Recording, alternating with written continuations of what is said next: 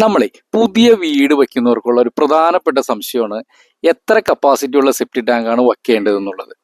അപ്പോൾ നമ്മൾ ഇതെങ്ങനെ തീരുമാനിക്കണമെന്ന് വെച്ചിട്ടുണ്ടെങ്കിൽ പ്രധാനമായിട്ട് രണ്ട് ടൈപ്പിലാണ് അതിൻ്റെ തീരുമാനം എടുക്കേണ്ടത്. അതിൽ ഒന്നാമത്തെ വെച്ചിട്ടുണ്ടെങ്കിൽ ബേസ് ആയിട്ടുള്ള കാര്യങ്ങളുണ്ടാവും, അടിസ്ഥാനമായിട്ടുള്ള കാര്യങ്ങൾ.